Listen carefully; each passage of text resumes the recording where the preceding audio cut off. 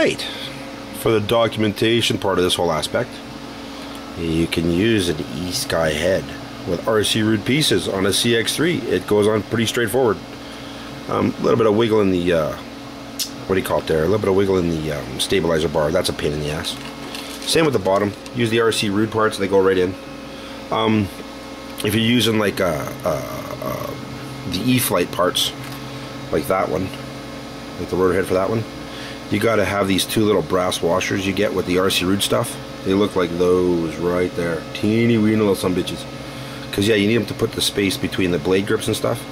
These red things are me screwing around with a different kind of idea. I'm thinking of maybe using two stabilizer thingies to go to here, but that's the pipe dream. We're not worried about that for now.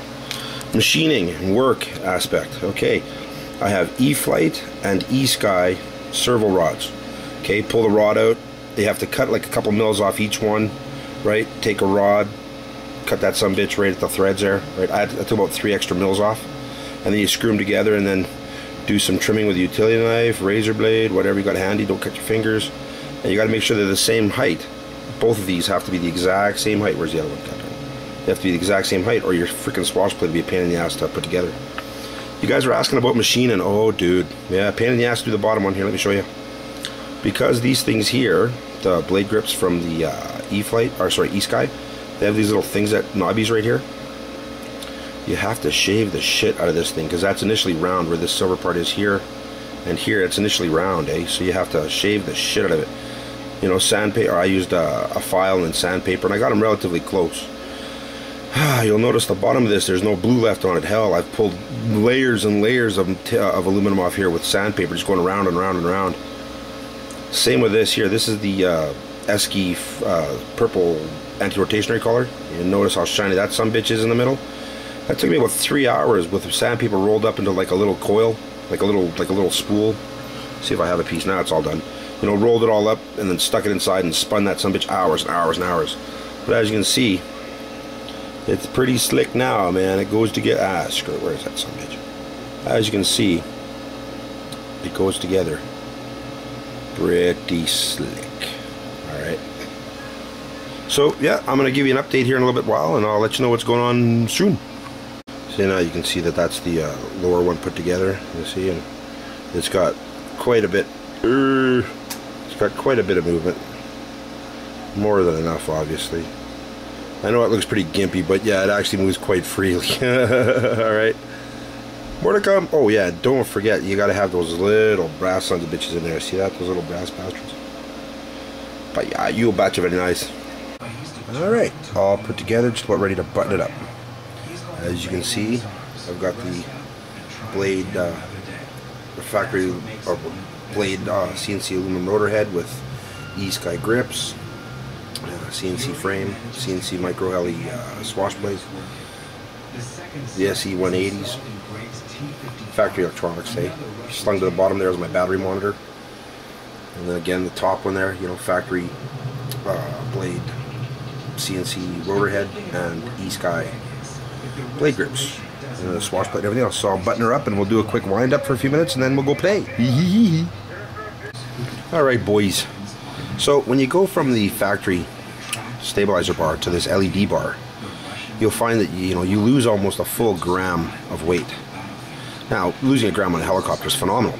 Losing a gram on your stabilizer bar is less stability. Alright, so what I did is it's very simple.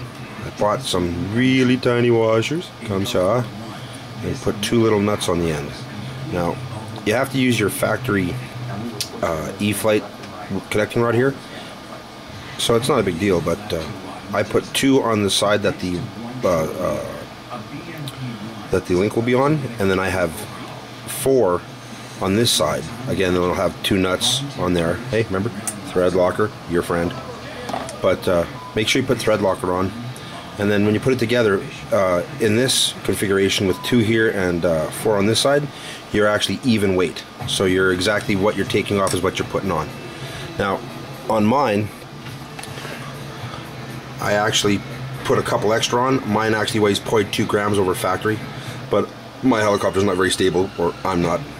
Between the two of us, we have triples sometimes. But there's a system put together with a factory linkage from blade Eflite, and then the bottom one here is an Esky link, which this one is nowhere near as complex as doing the ones for down here. Remember these ones here from the previous section, it's just, these are a pain in the ass. That one was as simple as just, you know, shaving some off both, cutting a rod like before, screwing it together, and then it's still adjustable. But as you can see, I mean, mine's, you know, it's good and balanced. There's nothing wrong with that. And don't worry about when you're starting up if the washers aren't in the center. Obviously, centrifugal force, just push them out. I'm going to light it up here in a few minutes. Got to put a battery in, and we'll give you what the helicopter is going to finish, what it looks like when it's done. Yeah. All right. So the inaugural flight of the now basically finished CX3. Not CX3 anymore. It's CX3. Was the CX3.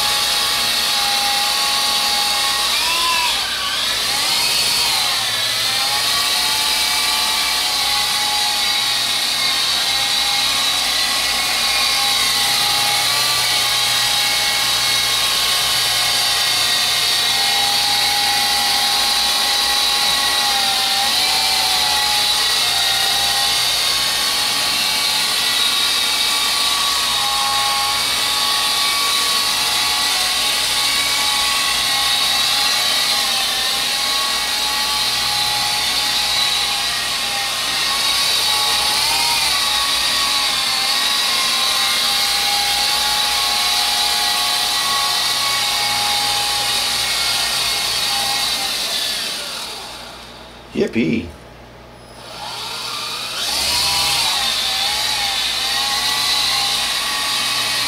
900 milliamp 10 energy battery, 10 energy battery. 2 sets of extreme battery monitors with battery alarm with speaker because I punched one up, so I got twice as many lights.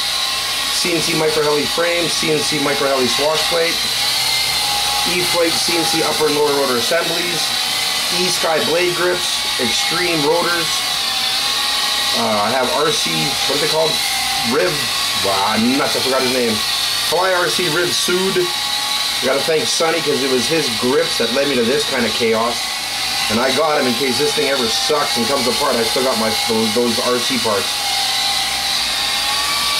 For a headache out of the box, she's fun to fly in an apartment. Still doesn't fly outside very well, but I'll get that figured out sooner or later. Gonna try and get some different horns.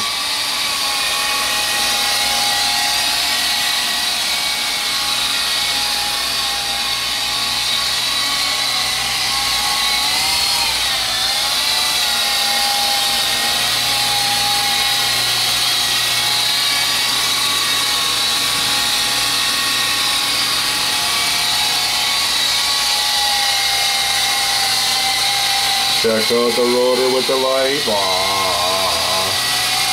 And you can actually see it lights up the upper rotor too. Alright, I'm done. I'm going to buy an airplane next.